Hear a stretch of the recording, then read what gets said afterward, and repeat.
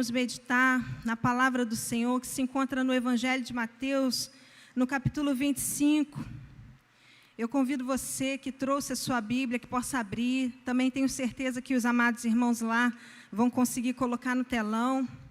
Aqui em Mateus, capítulo 25, vamos ler a respeito dessa parábola, que é particular somente a esse Evangelho, né? Se nós formos examinar, a parábola das 10 virgens, ela se encontra apenas no Evangelho segundo Mateus.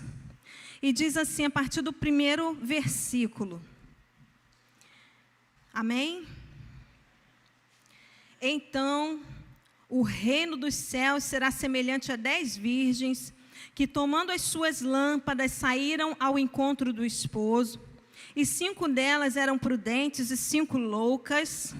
As loucas, tomando as suas lâmpadas, não levaram azeite consigo, mas as prudentes levaram azeite em suas vasilhas com as suas lâmpadas, e tardando o esposo, tosquenejaram todas e adormeceram. Mas à meia-noite ouviu-se um clamor, aí vem o esposo, saí-lhe ao encontro. Então todas aquelas virgens se levantaram e prepararam as suas lâmpadas, e as loucas disseram às prudentes: dai-nos do vosso azeite, porque as nossas lâmpadas se apagam.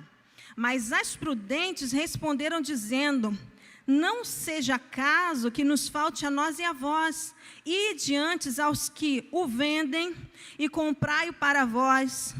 E tendo elas ido comprá-lo, chegou o esposo, e as que estavam preparadas entraram com ele para as bodas, e fechou-se a porta.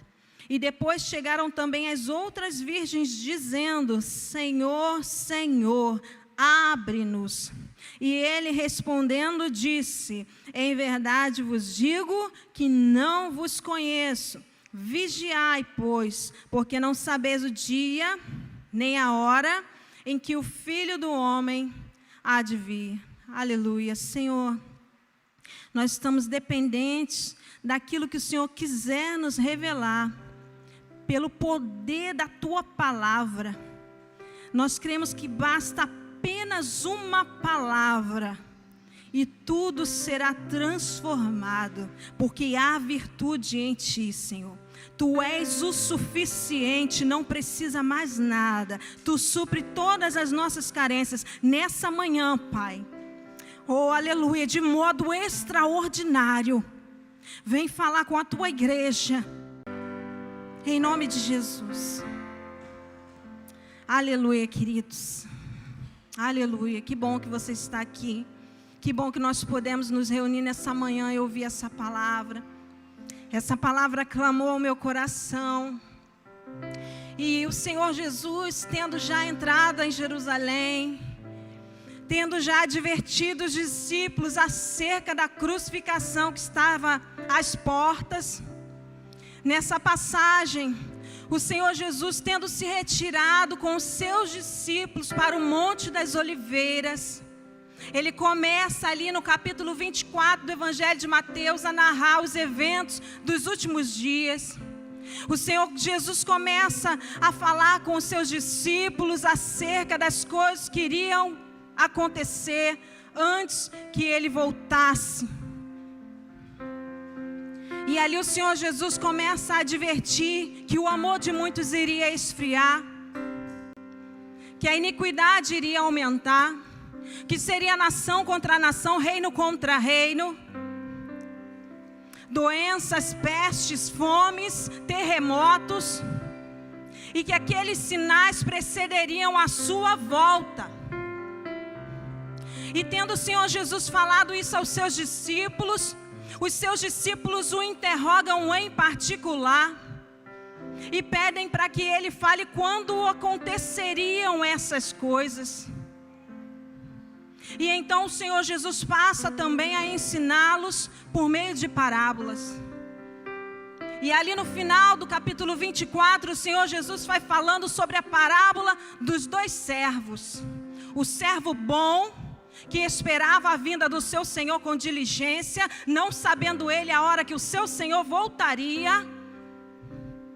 E o servo mau, que não percebendo que embora o seu Senhor demorasse a retornar, poderia ele retornar a qualquer momento. E aquele servo mau passa a espancar os seus companheiros. E ali o Senhor Jesus faz a distinção do que aconteceria com cada um deles quando aquele Senhor retornasse. Terminada essa parábola, o Senhor Jesus inicia então a passagem que nós acabamos de meditar. E nessa parábola das 10 virgens, o que nos chama a atenção nessa manhã é que é um grande grupo. O Senhor Jesus começa a falar de um único grupo. Que grupo é esse? 10 virgens. Diga, 10 virgens. Era um só grupo, não é verdade?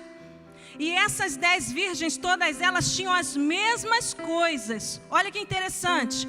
Todas elas eram virgens. Diga, todas elas eram virgens. Todas elas tinham lâmpadas.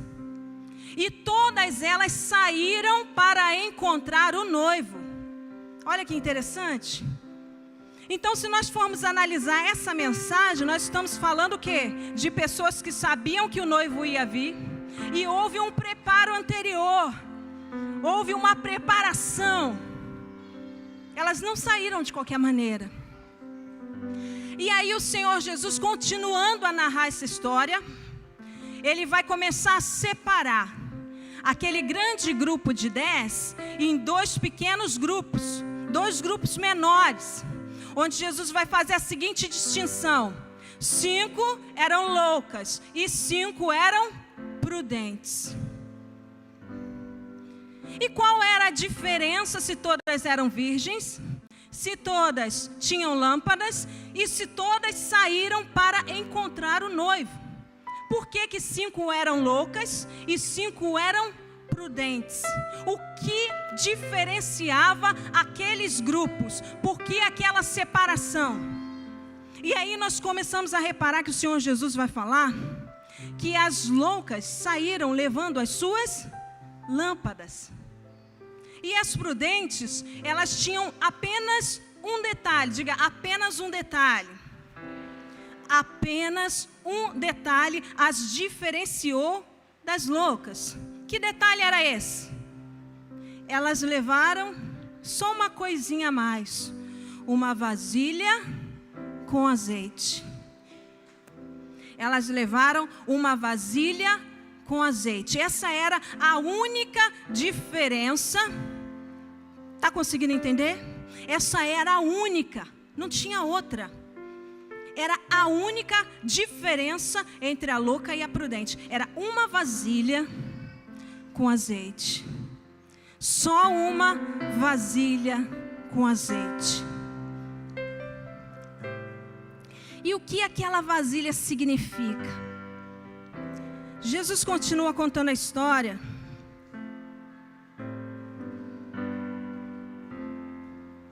E nesse desenrolar da história, nós vamos ver que o texto vai dizer: e tardando o esposo ou o noivo. E tardando. Olha que interessante o termo tardar. Tardar, o que te lembra? Atraso, não é? Tá atrasado. Não chegou na hora que eu esperava. O que significa esse termo tardar? Uma expectativa daquelas que esperavam. Porque, presta atenção, o noivo, ele não marcou horário. Você percebe que no texto tem uma espera. A espera é pelo noivo. E as que esperam são as virgens. Mas o noivo, que é o esperado, ele não disse: ei, vou chegar 10 horas, vou chegar 9 horas. Ele não marcou horário. Então, se você vai ao encontro, você espera. Espera, porque o noivo vem. E aí a grande diferença entre aquelas prudentes é que independente do tempo da espera, elas tinham um recurso que as possibilitaria não sair do lugar da espera, enquanto não chegasse aquele a quem elas esperavam.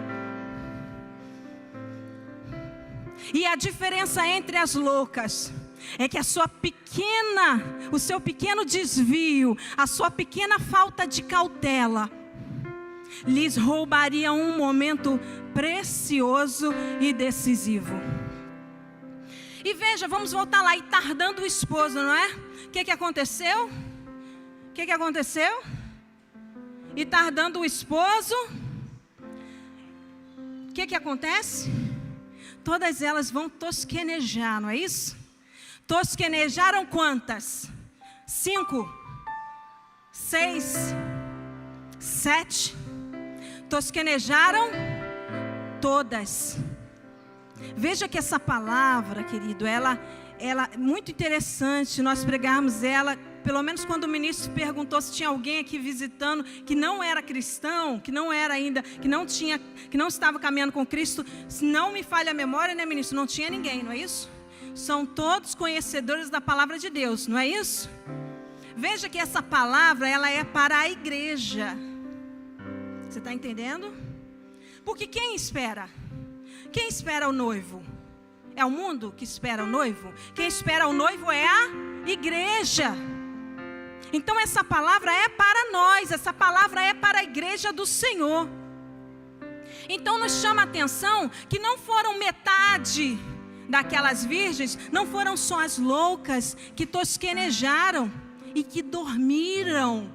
Dormiram todas. Todas elas dormiram, todas elas sentiram o peso da espera, todas elas cansaram diante de uma expectativa que não tinha sido correspondida num horário que elas determinaram para si, porque o Kairos de Deus não é o nosso Cronos, o tempo é do Senhor. No capítulo 24 de Mateus, no versículo 36, o Senhor Jesus, ainda narrando os eventos dos últimos dias, vai dizer para os seus discípulos: porque daquele dia e hora ninguém sabe, nem os anjos no céu, somente o Pai. Então por que a gente acha que está demorando? Por que a gente começa a cansar? Por que o sono espiritual é inerente a você ser louca ou prudente? Veja que há uma esperança nessa palavra. Porque não importa se você está ainda em sono espiritual nessa manhã. Não importa se você vem para a igreja se arrastando, lutando com você mesmo. Porque você mesmo não tem vontade nem desejo de buscar a Deus. Percebe que o sono espiritual, ele pode vir para todos nós e ele vem. Por quê? Porque a nossa vida tem uma inconstância. Olha os altos e baixos da nossa vida, olha. Um dia você está lá em cima, você está orando. Você está como Pedro dizendo a Jesus, né? Quando ele pergunta lá: mas quem dizes que eu sou? E ele fala: tu és o Cristo, o Filho do Deus vivo. Então esse dia a gente está lá em cima, orando, jejuando, acordando de madrugada, lutando o combate da fé, batalhando pela nossa família, crendo no Senhor Jesus, será salvo tu e toda a tua casa, não titubeando diante do inimigo, repreendendo o mal, cheio de autoridade espiritual. E no outro dia a gente está como Pedro, que fala assim: ah, Jesus, isso não vai te suceder, tem pena de ti mesmo, ai Senhor, socorro, não faz isso não. E olha a gente lá embaixo espiritualmente, num sono profundo, sem perceber que o noivo vem aí.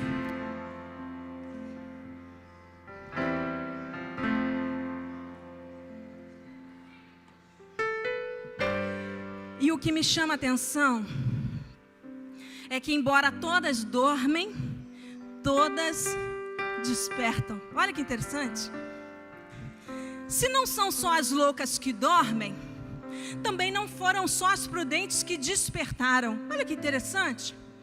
Mas à meia-noite, ouviu-se um clamor que dizia: o noivo vem aí. E o clamor a todas despertou, e a palavra diz que todas elas se levantaram, e todas elas foram preparar o quê? As suas lâmpadas. Mais uma vez a esperança, porque se você está dormindo, não significa que você é louca. E mais uma vez a vigilância, porque não é porque você ouve o clamor e desperta que significa que você é prudente. Olha o cuidado que a igreja do Senhor precisa ter. E aí, ouvindo essa parábola de Jesus, continuando essa história, esse clamor que ecoa e que as faz despertar, novamente separa os grupos. Porque até então elas eram as 10 e todas dormiram. Todas dormiram, todas despertaram. Estava tudo igual. E agora, o que separa? O clamor que desperta leva cada grupo para o seu destino. Porque metade daquele grupo desperta para a expectativa do iminente encontro com o noivo. E a alegria da boda que estava para se concretizar. Mas a outra metade desperta para um senso de moralidade, um senso de pecado, uma consciência de pecado sem arrependimento. Você percebe que essa palavra é para a igreja? Porque todas elas conhecem que o noivo vem. Todas elas esperam pelo noivo. O que as distingue é simples. É que metade delas estava preparada para receber o noivo. E a outra metade, de vergonha e de medo, fogem da presença do noivo. Sabem que não podem entrar para a sua boda daquela maneira como elas estão naquele momento, sem a sua lâmpada com azeite. E é aqui que a vasilha de azeite faz toda a diferença. Porque se o noivo não marcou horário, eu tenho que estar preparada para encontrar com Ele da maneira como Ele quer me achar, e não da maneira como eu estou me apresentando, mas da maneira como Ele marcou para me encontrar, no lugar em que Ele marcou para me encontrar, na hora em que Ele determinar, porque só o Pai é que sabe. Você entende? E aí, aquelas loucas que despertam com consciência de pecado, sem arrependimento. Você está na igreja, você conhece a palavra. Você sabe quando você está em pecado. O grande problema é quando você está gostando de estar em pecado. O grande problema é quando a igreja está gostando de se manter nessa posição e não gera fruto de arrependimento. Porque no clamor iminente de que a chegada do noivo está à porta, será como Adão, em Gênesis capítulo 3, versículo 10, que fugia da presença de Deus, porque sabia que não estava da maneira que poderia se apresentar diante da face do Altíssimo, e disse: ouvi a tua voz no meio do jardim e me escondi, porque tive medo. A falta do azeite esconde você da presença do noivo. A falta do azeite afasta a igreja da eminente boda, da eminente alegria da chegada do noivo.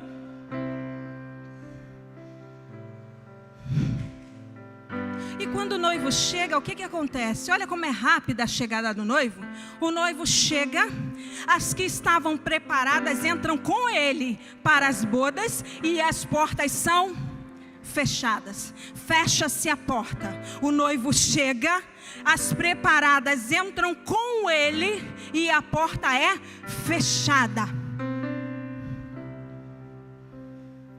lá dentro há alegria. Lá dentro celebra-se um casamento, há festa, há gozo, há riso, há a conclusão de que valeu a pena esperar. Enquanto aqui fora, quando aquelas que deixaram a sua posição retornam, elas clamam: Senhor, Senhor, abre-nos. E só o som da sua voz é que sai dizendo: eu não vos conheço. E aí soa o último versículo 13 dessa parábola, trazendo para nós uma advertência, dizendo: vigiai, porque olha, ele não marcou horário, quase todos os eventos já aconteceram, e ele não marcou horário. E aí nós vamos lembrar de Abacuque capítulo 2, versículo 3, que vai dizer assim, ó: ele virá, a visão é ainda para muitos dias, mas virá, não tardará. Se tardar, espera-o, pois certamente virá e não tardará. E o noivo vem aí.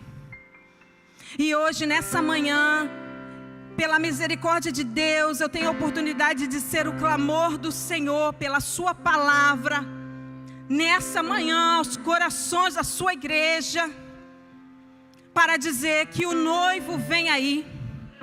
E o que diferencia se você entra para as bodas ou se você fica para trás, é a prudência em não sair do lugar de espera. Porque o símbolo da vasilha com azeite significava a diferença entre aquilo que vai te tirar do lugar da espera. Parece que o noivo está tardando, espera. Fica na posição que o Senhor determinou para a sua vida. Muitas das vezes nós queremos voltar atrás, nós queremos sair do lugar em que Deus determinou. Muitas das vezes nós queremos fazer a nossa maneira. Nós achamos que vamos dar uma volta no mundo e que já já nós voltamos para a igreja e que está tudo bem. Muitas das vezes colocam sobre o jovem que ele tem que curtir a sua juventude, que ele está perdendo a sua juventude, que o homem solteiro está deixando de viver suas emoções, porque ele está na igreja, porque ele está à espera do noivo. E aí ele vai: vou passar uns 2 aninhos lá fora, depois eu volto. Ei, quem te falou que você tem 2 anos? O noivo não marcou horário. Essa palavra é para nós nessa manhã. Essa palavra é o despertar de Deus aos nossos corações, dizendo que certamente o noivo vem aí. E que o que te diferencia de entrar ou não entrar é estar no lugar certo, na hora certa, e Ele te encontrar fazendo o que Ele te mandou fazer. Então não pense que você vai dar uma corridinha ali fora e já já você volta. O melhor lugar para você estar quando o noivo chegar é no lugar da espera, no lugar do encontro. Não existe lugar melhor para estar do que o lugar do encontro com Deus. E muitas das vezes nós estamos preocupados. Muitas das vezes nós estamos percebendo que em nós falta a vasilha a mais. Então nessa manhã eu quero te perguntar: se o noivo viesse agora, você corre de vergonha ou você entra para a boda? Isso é pessoal, você e Deus, entende? Porque essa vasilha, o pai não divide com o filho não divide com o pai, o irmão não divide com outro irmão, a esposa não dá para o esposo. Essa vasilha, ou ela está com você, ou você não a tem. E isso será determinante para o teu destino espiritual e eterno. Voltando noivo, agora, você tem uma vasilha a mais. Você corre do lugar do encontro ou você está preparado? Precisamos estar preparados. Precisamos estar preparados. O noivo vem aí. E essa palavra que o Senhor me deu nessa manhã, e essa palavra que clamou meu coração, eu tenho certeza que há pessoas aqui que estão passando por uma luta grande espiritualmente falando. Você talvez não esteja conseguindo orar. Presta atenção, presta atenção. Esse não é um momento para você ficar com vergonha. Esse não é um momento para você dizer que vai ter gente olhando para você, que você vai estar preocupado. Esse é um momento para você olhar para o noivo e entender que ele vem aí. E que a maior vergonha não é agora. Agora tem segunda chance. Hoje tem oportunidade. A maior vergonha é quando a porta fechar. Porque uma vez que a porta esteja fechada, Ele deixa de te conhecer. Mas hoje, onde você pode conhecê-lo, então você e só você sabe a luta espiritual que você está passando. Que você não consegue orar, você não consegue clamar, você não consegue ler a Bíblia. Há um cansaço, há uma fadiga que já passou do natural. Você nem sabe quando chega do domingo onde deixou a tua Bíblia, às vezes. Às vezes fica perguntando lá no domingo, na hora de vir para a igreja: meu Deus, tu viu minha Bíblia? Menino, onde eu guardei minha Bíblia? Cadê minha Bíblia? Você não consegue tempo para Deus. Você até quer, a vontade está em você, mas não consegue alcançar, não consegue executar, não consegue parar para buscar o Senhor. Você sabe que Deus está falando com você. No poder e na autoridade de Deus, essa opressão maligna sai agora.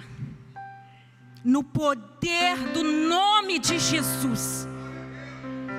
Essa cadeia é quebrada hoje. Esse ciclo de inconstância sai da tua vida hoje. Que um dia você é o Pedrão que, parabéns. E no outro minuto você é o Pedrão que está sendo repreendido. Essa cadeia de inconstância sai hoje. Esse demônio que te prende, que te amarra, sai hoje. Em nome de Jesus. Cadeias vão cair, porque há poder no nome de Jesus. Eu vou pedir para o pastor Marcos, para o pastor Felipe, se tiver mais algum pastor na casa, vocês em nome de Jesus vão se colocar aqui na frente, aqui ao pé do altar.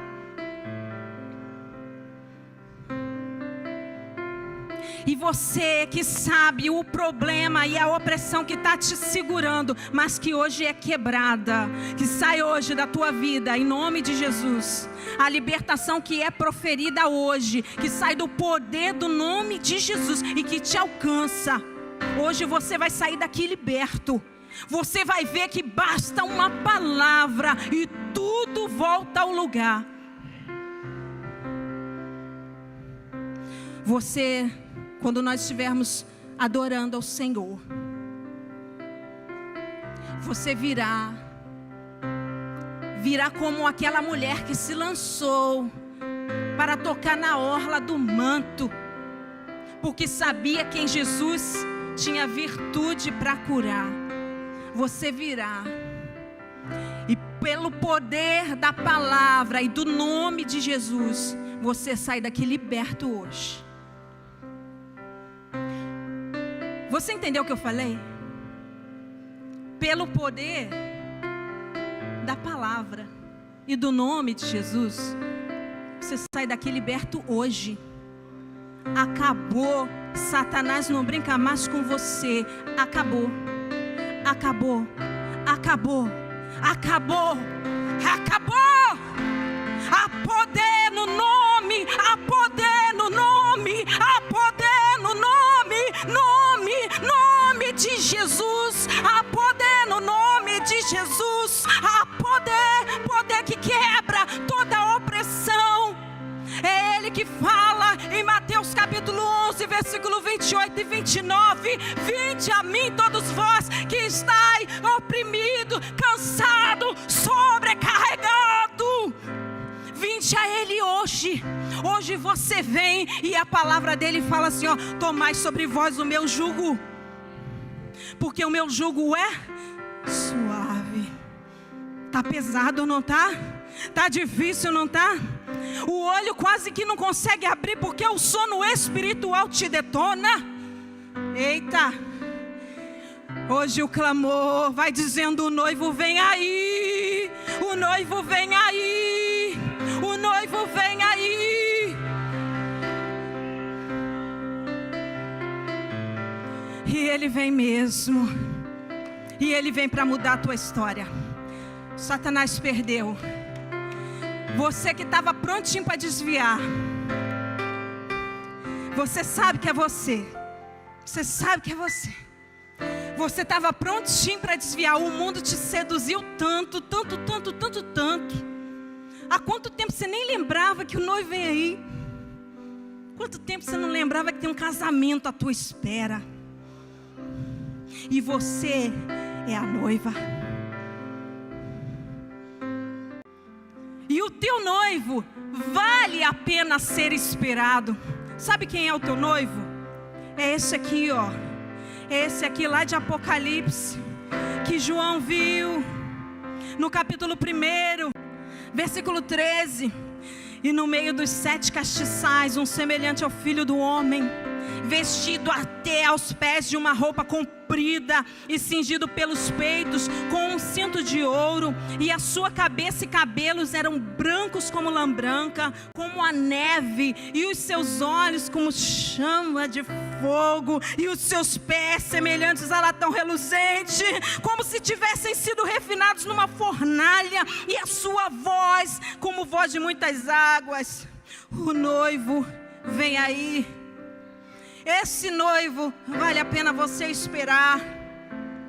Vale a pena você esperar por ele. A cadeia sendo quebradas, todo espírito de opressão, todo espírito de opressão. Você que tem tempo que você não consegue dobrar o joelho, acabou. Deus marcou encontro e Ele veio. Deus marcou encontro e Ele veio. Ele veio. Aleluia.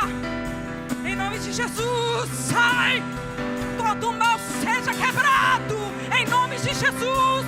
Em nome de Jesus. Há poder nesse nome. Há poder nesse nome. Toda opressão sai. Em nome de Jesus, sai.